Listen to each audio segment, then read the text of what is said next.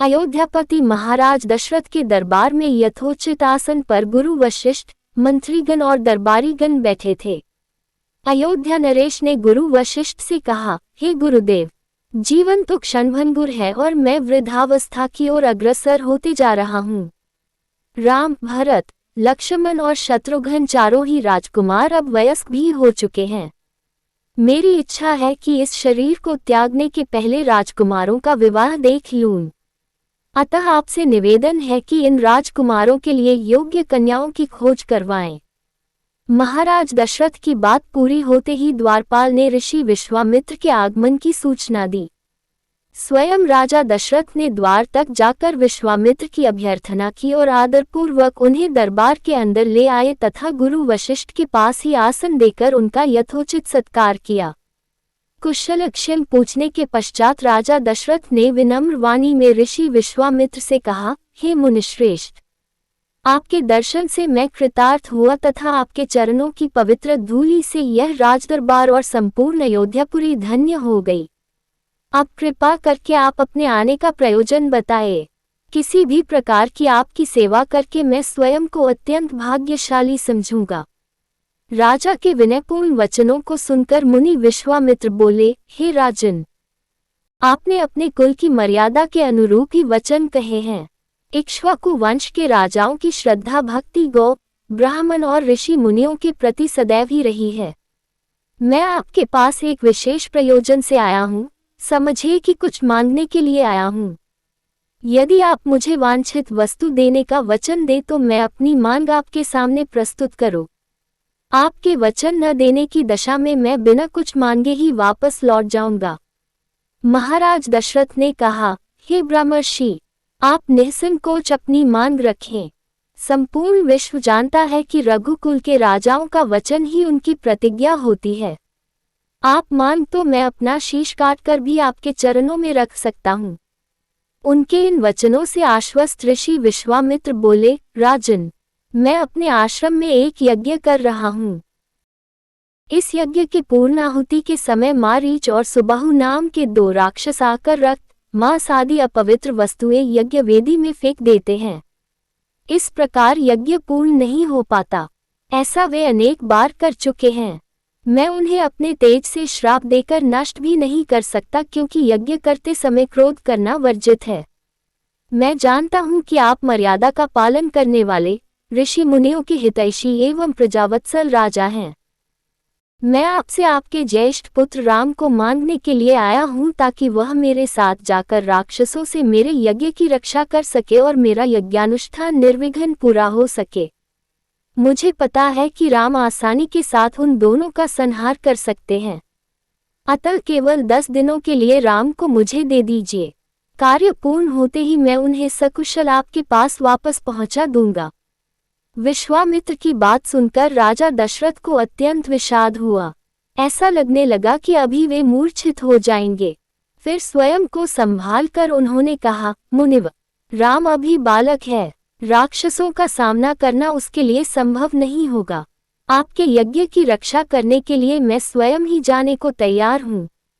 विश्वामित्र बोले, राजन, आप तनिक भी संदेह न करें कि राम उनका सामना नहीं कर सकते। मैंने अपने योगबल से उनकी शक्तियों का अनुमान लगा लिया है। आप निश्चिंत होकर राम को मेरे साथ भेज दीजिए। इस पर राजा दशरथ ने उत्तर दिया, हे मुनिश्रेष्ठ, राम ने अभी तक किसी राक्षस के माया प्रपंचों को नहीं देखा है और उसे इस प्रकार की युद्ध का अनुभव भी नहीं है। जब से उसने जन्म लिया है, मैंने उसे अपनी आंखों के सामने से कभी ओझल भी होने नहीं दिया है। उसके वियोग से मेरे प्राण निकल जावेंगे।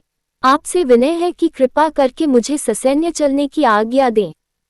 पुत्र मोह से ग्रसित होकर राजा दशरथ को अपनी प्रतिज्ञा से विचलित होते देख ऋषि विश्वामित्र आवेश में आ गए। उन्होंने कहा, राजन, मैं नहीं जानता था कि रघुकुल में अब प्रतिज्ञा पालन करने की परंपरा समाप्त हो गई है। यदि जानता होता तो मैं कदापि नहीं आता। लो, मैं अब चला जाता हूँ। बात समाप्त होते होते उनका मुख क्रोध से लाल हो गया। विश्वामित्र को इस प्रकार क्रोध होते देखकर दरबारी एवं मंत्रीगण भयभीत हो गए और किसी प्रकार के अनिष्ट की कल्पना से वे कांप उठे।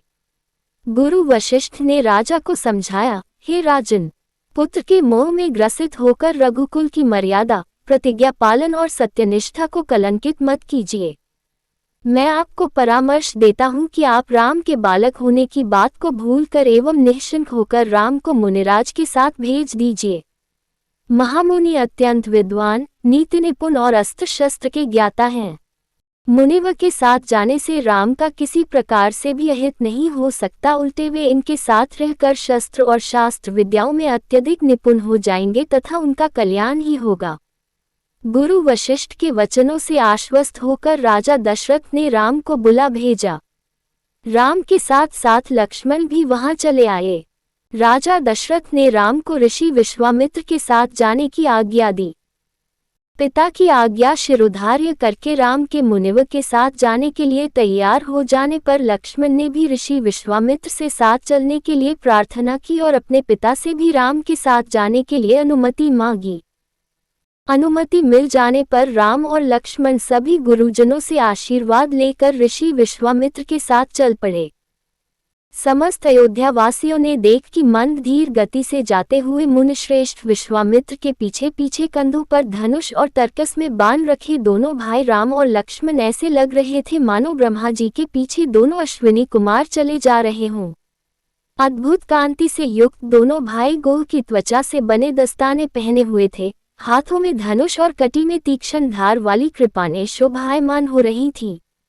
ऐसा प्रतीत होता था मानो स्वयं शौर्य ही शरीर धारण करके चले जा रहे हों।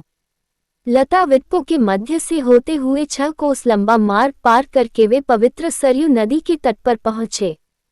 मुनि विश्वामित्र ने स्नेहयुक्त मधुर वाणी में कहा, हे वत्स, अब तुम लोग सरयू के पवित्र जल से आचमन स्नान आदि करके अपनी थकान दूर कर लो, फिर मैं तुम्हें प्रशिक्षण दूंगा।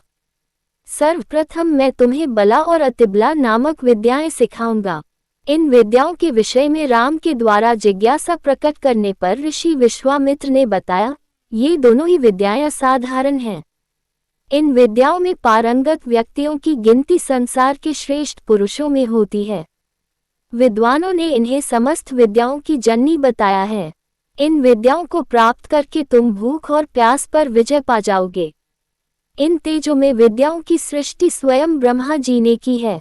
इन विद्याओं को पाने का अधिकारी समझकर मैं तुम्हें इन्हें प्रदान कर रहा हूँ। राम और लक्ष्मण के स्नानादि से निवृत्त होने के पश्चात विश्वामित्र जी ने उन्हें इन विद्याओं की दीक्षा दी। इन विद्याओं के प्राप्त हो जाने पर उनके मुखमंडल पर अद्भुत कांति आ गई। तीनों ने सरयू तट पर ही विश्राम किया। गुरु की सेवा करने के पश्चात दोनों भाई तृण शैयाओं पर सो गए।